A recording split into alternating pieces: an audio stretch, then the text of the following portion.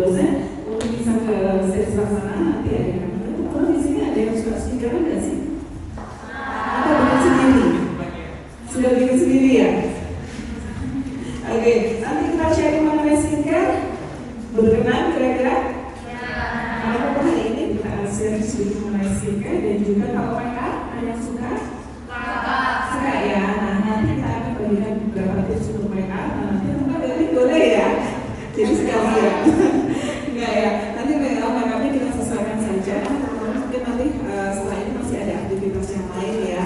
Kemudian setelah itu yang letaknya ada di lantai 2, 3 dan juga lantai 4.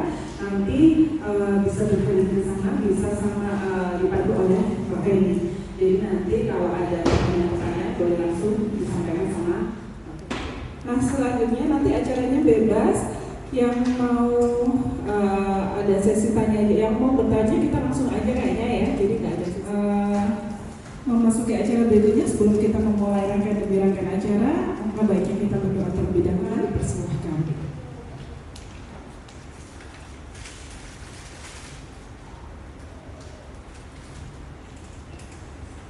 Dan kepada Bapak Mahfud untuk memberikan sambutannya, waktu dan tempat dipersilahkan. Selamat pagi dan selamat sejahtera untuk kita semua. Alhamdulillah, Alhamdulillah, Alhamdulillah, dan ke depan pengembangan dari kita akan membuka program studi profesi arsitektur itu, dan mudah-mudahan bisa diberikan kelancaran dan salam juga dari Pak Dekan Biro untuk bisa mengunjungi salah satunya yaitu industri kosmetik. Karena industri kosmetik bagi kami salah satu industri yang perkembangannya sangat luar biasa besar. Kalau kita melihat dari izin di Bepom, itu yang paling mengalami peningkatan signifikan dari sisi izin itu adalah kosmetik. Kosmetik yang paling utama. Jadi bagian besar kaum hawa Bu. Jadi pasti kalau jangan tanya ada yang suka skincare ya, sebagian besar pasti menjawab suka otomatis. Karena dan teman-teman di dalam kesempatan ini dimaksimalkan betul. Ya jangan sampai gambaran teman-teman di sini ini sudah sampai. Jadi inti dari industri kosmetiknya sendiri terlupakan. Ya. Jadi itu yang saya sampaikan. Yang kedua,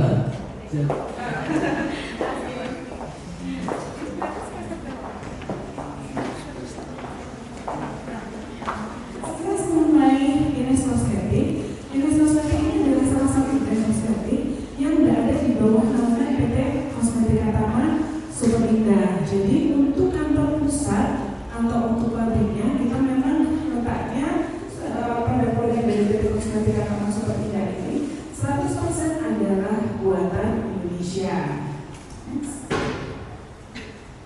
Nah untuk 20 ya, berarti itu masih sempurna ya. Yang usia 26 tahun. Nah, pada awal prosesnya Dinas Kosmetik dibantu oleh konsultan kosmetik yang berasal dari Belgia yang berfamiliar ya, terutama cewek-cewek, ada bedah, lipstick, eyeshadow dan masih banyak lagi. Kemudian ada juga skincare, ini sudah tersedia. Jadi kalau yang makeup tadi biasanya peruntukannya hanya untuk kaum wanita saja, untuk skincare dan body care itu bisa digunakan dari pria ataupun masalah kadang ya. Biasanya kalau anak-anak remaja itu apa masalahnya? Jerawat ya nomor 1, kulit kering kasar. Masih beliau akhirnya bekerjasama dengan Dinas Kosmetik dengan PT Kosmetika Tama untuk memproduksi produk dengan brand Ivan Gunawan Kosmetik. Jadi ini sistemnya nggak mampu ya, ada BPJBH, jadi badan yang mengurusi untuk jaminan halal. Nah kalau semua persyaratan atau kelengkapan sudah terpenuhi semua, maka nomor registrasi itu sudah ada dan sertifikasi sudah terbit, maka tugasnya ini akan beralih karena kita ada 3 kalian.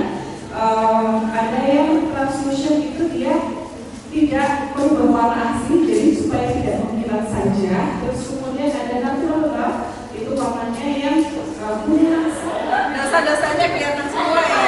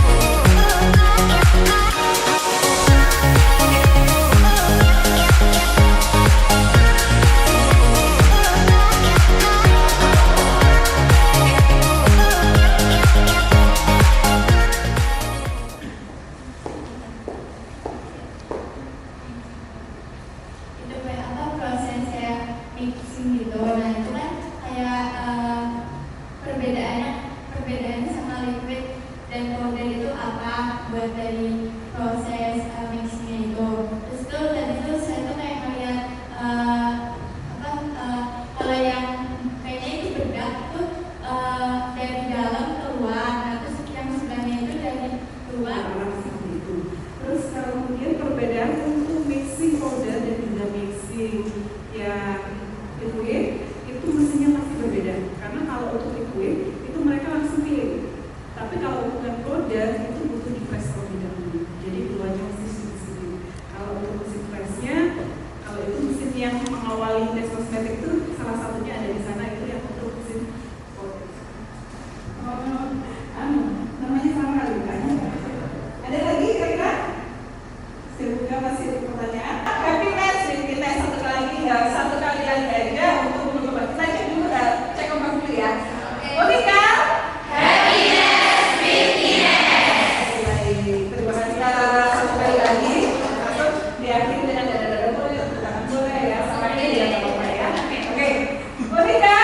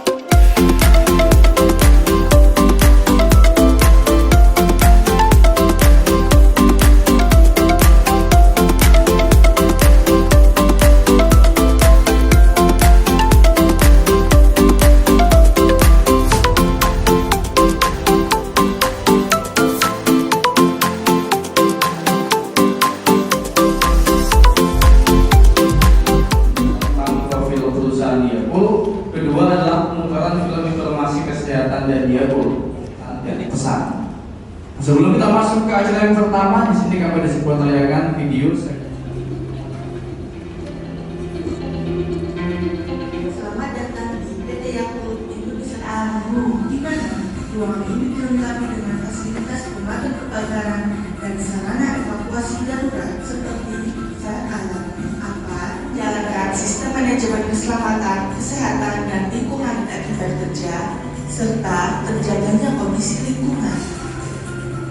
Fasilitas umum. Apabila Anda membutuhkan fasilitas toilet, dapat Anda akses pada sisi utara yang bertugas menuju titik tinju atau assembly point. Apabila terjadi gempa bumi, segera posisi tahan hingga proses gempa selesai. Apabila gempa bumi selesai, segera ikuti arahan staf yang bertugas untuk menuju titik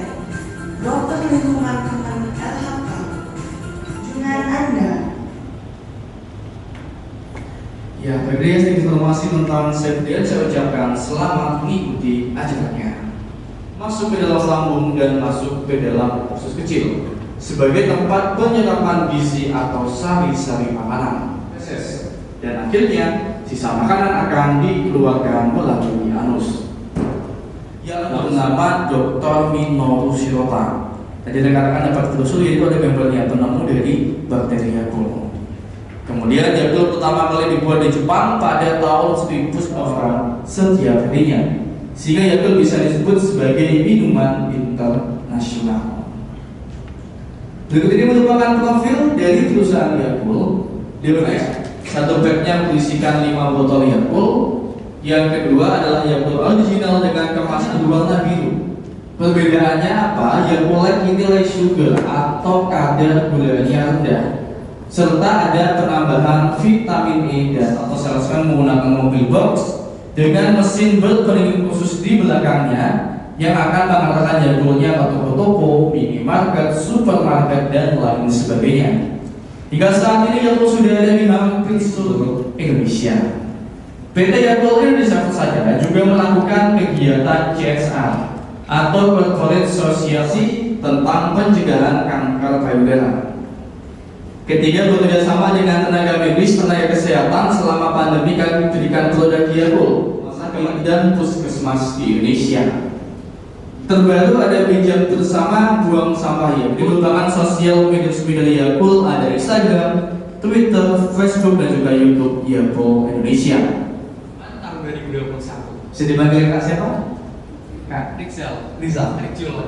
Iya. Sebelumnya dengan Kak siapa? Perkenalkan, nama saya Jenny Sawari Sarevita, boleh dipanggil Jenny. Ini ya. Baik, terima kasih untuk kenalannya. 20 cm. Kalau Anda Jenny?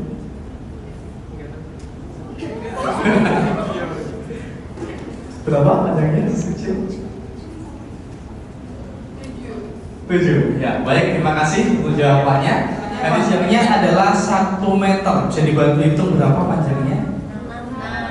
Ya, jawabannya adalah 6 meter atau 4 kali tinggi meter. Mungkin kalau tadi tinggi meter lebih tinggi lagi ya. Kemudian betul jawabannya kayak gini ya. Tepuk tangan dulu di jawabannya. Masih ingat tadi apa fungsinya usus kecil? Untuk menyerap. Iya, menyerap gizi. Akhirnya tepuk tangan lagi temannya bisa kembali lagi ke tempat duduk. Terima kasih Yakult. Saya putarkan dan saya ucapkan selamat menyaksikan.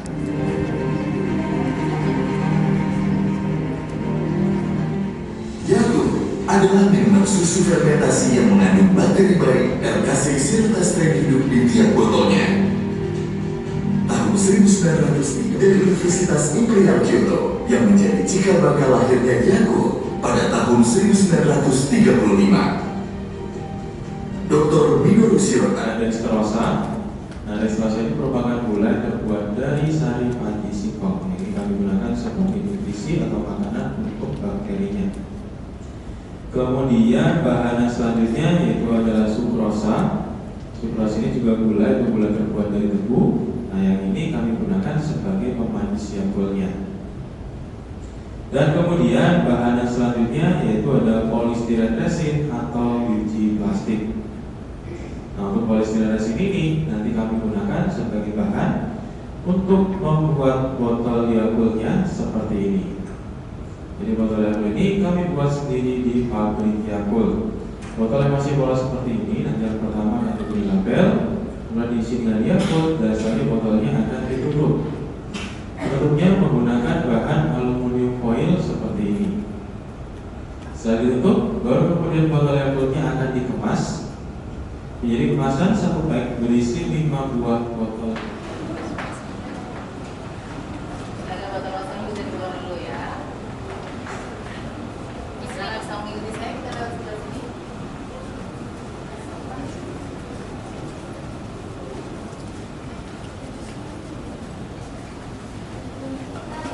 Untuk selanjutnya, mari di kelompok kedua, silakan rekan-rekan bisa berdiri semuanya.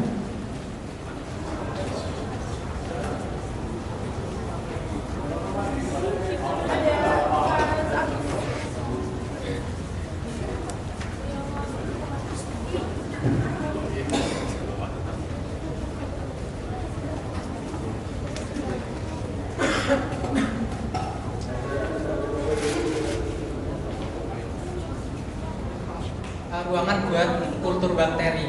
Nah itu buat kultur bakteri yang secara skalanya itu besar tuh itu bagaimana ya? Buat alatnya sendiri seperti itu. Terima kasih. Itu kan tadi kan ada quality control buat pengemasannya. Nah kalau misalkan buat yang punya sendiri itu misalkan nggak lolos quality control itu kayak gimana? Terus ada nggak sih limbah yang kayak pembuangan limbahnya gitu? Buat pertanyaan yang pertama itu sedikit penasaran nih. Tadi kan udah sempat muter-muter. Terus di bagian beberapa tempat produksi itu warna lantainya tuh beda-beda. Kayak ada yang biru, kuning, sama hijau. Itu tuh tujuannya apa sih Kak?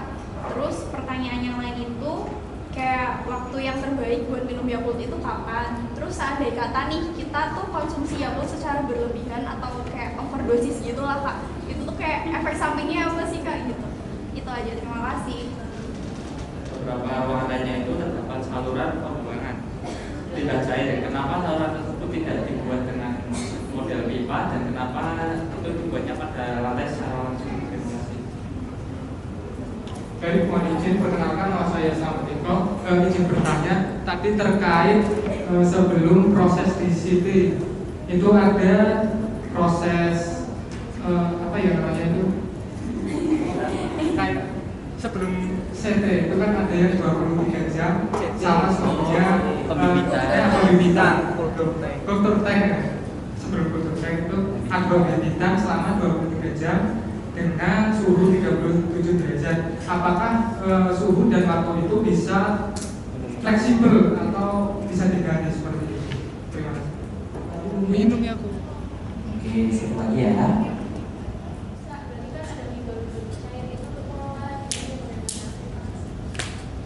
Bakteri, tadi maksudnya gimana ya? Saya kurang nangkap tadi.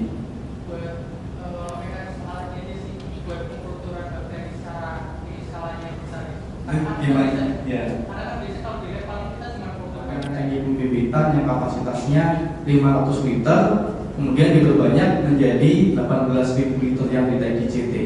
Sebagai contohnya kalau katakan kalau lihat seperti contoh yang mudah ya, seperti di sawah kalau tani nanam padi itu kan disemai dulu yang kecil dulu supaya agak gede baru nanti ditanam di sawah yang luas. Itu juga sama. Jadi membutuhkan waktu di selama 23 jam supaya jumlah bagiannya cukup. Nggak kaget ketika dibersihkan tangki yang besar. Jadi itu selama 23 jam dengan suhu 37 derajat Celcius ya di tangki pembibitan itu sudah siap, pertumbuhannya baru siap dipakai di tangki yang lebih besar. Jadi itu sama. Jadi cuma tahapannya berbeda. Sama-sama menggunakan media hidup susu skim dan dextrosa, namun dengan kapasitas yang lebih banyak. Perbedaannya seperti itu. Dan selama proses produksi di masing-masing tahapan, misalkan di pembibitan itu diambil sampelnya oleh bagian QC, kalau dinyatakan sudah sesuai, baru siap dilanjutkan ke proses pengkulturan. Itu juga sama, pengkulturan diambil sampel dulu oleh QC, oke, baru dilanjutkan lagi ke proses pencampuran. Jadi tahapannya seperti itu masing-masing. Dan kalau untuk limbah cairnya, karena kami ini berlokasi di kawasan industri, jadi rekan kalian kan ini banyak pabrik ya.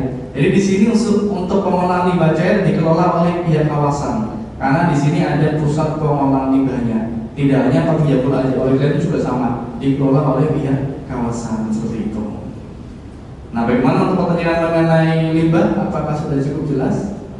Kita mau minum Yakult pagi, siang, sore, malam silakan. Sebelum makan sudah makan pun tidak ada aturannya. Dan Yakult ini bebas mau minum 1 botol 1 hari. Nah, 3 botol seperti hari ini sebagai contoh atau lebih silakan. Kenapa? Karena bakteri Yakult ini tidak selamanya menetap di dalam usus. Bisa langsung dalam jumlah yang banyak tapi besoknya nggak minum lagi.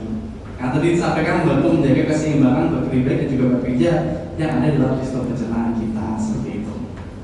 Kecuali kalau di waktu yang gratis ya bebas seperti itu kalau jadi bebas, jadi nggak ada aturannya minimal 1 botol. Optimalnya pertumbuhan bakterinya adalah 37 derajat. Misalkan kalau mau dinaikkan sih bisa, diturunkan juga bisa, tapi nanti tidak akan maksimal itu nggak optimal di pertumbuhan bakteri. Jadi standarnya adalah pembibitan 23 jam dan suhunya 37 derajat Celcius. Termasuk juga tadi kalau yang pengkulturan 37 derajat Celcius fermentasinya selama 7 hari dan 1 minggu seperti itu. Nah, bagaimana rekan-rekan, apakah sudah kami sebagai mahasiswa Universitas Pekalongan khususnya Prodi S1 Farmasi yang berkunjung ke industri Yakult, pesan pertama yang kita rasakan ketika kita berkunjung ke PT Yakult. Satu, itu sangat menyenangkan sekali karena bisa minum Yakult gratis secara terus-menerus.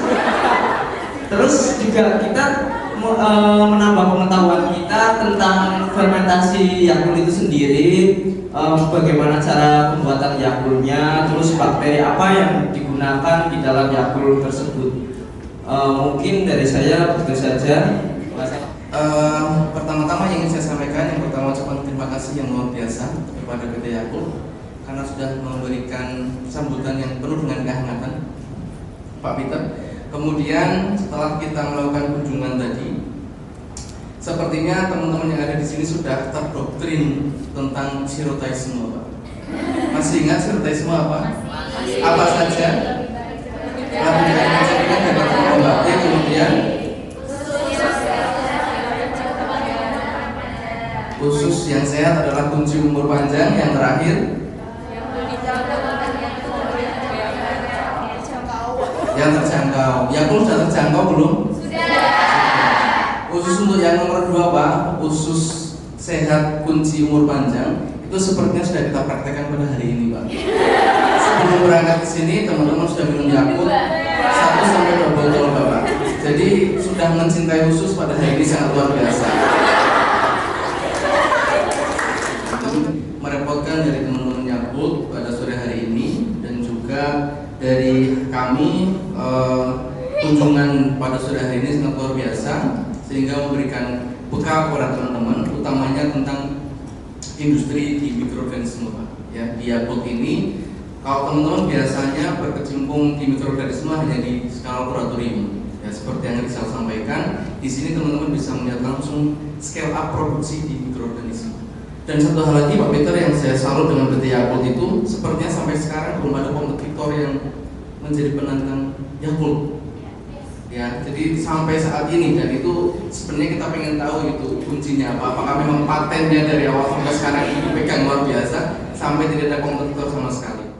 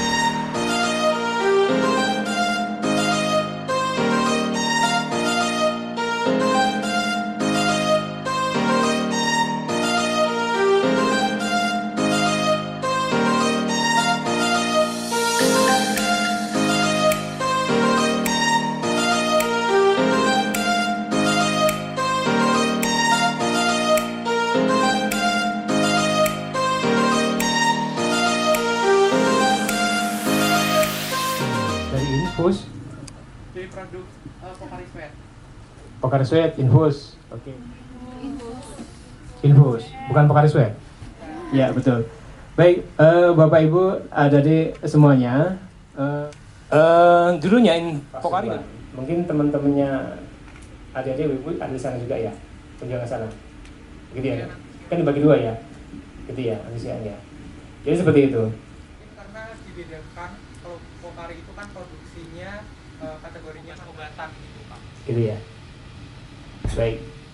Silakan Pak Dian. Sehingga kalau cuma pakai air akan kurang. Dan satu harus mengalah. Yang ngalah adalah Pocari. Dia akan menjelaskan lebih detailnya. Gitu ya. Itu bukan dari saya. Adik-adik hari ini kesini ini dalam rangka tugas atau salam sejahtera bagi kita semua. Yang saya hormati Bapak Susilo dan alhamdulillah wa syukurillah wala haula wala quwata illa billah.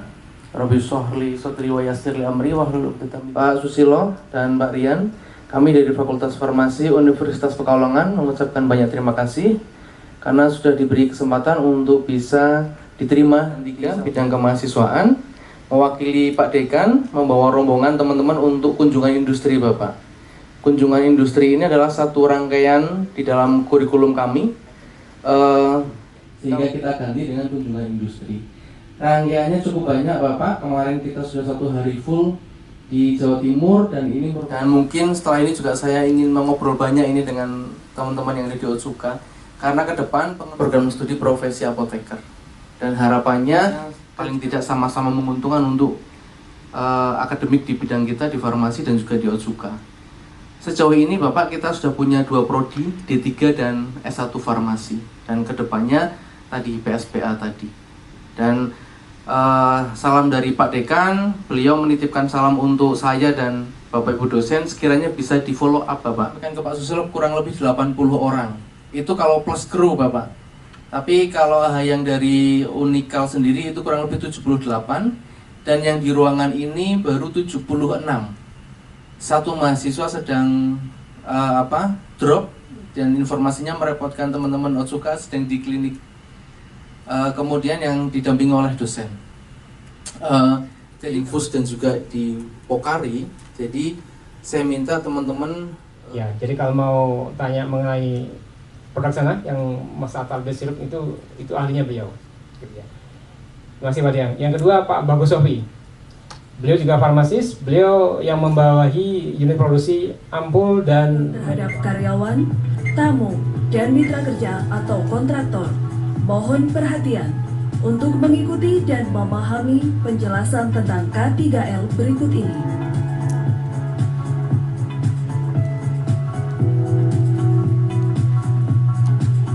Pimpinan perusahaan menetapkan selama berada atau bekerja di perusahaan tidak ada kecelakaan kerja, tidak ada kebakaran, dan tidak began in 1974 when it was founded.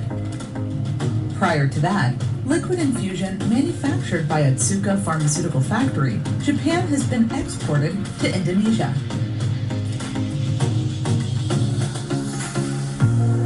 PT Otsuka Indonesia has been manufacturing products that PT Otsuka Indonesia keeps striving to become an excellent in a valley which lies between Arjuna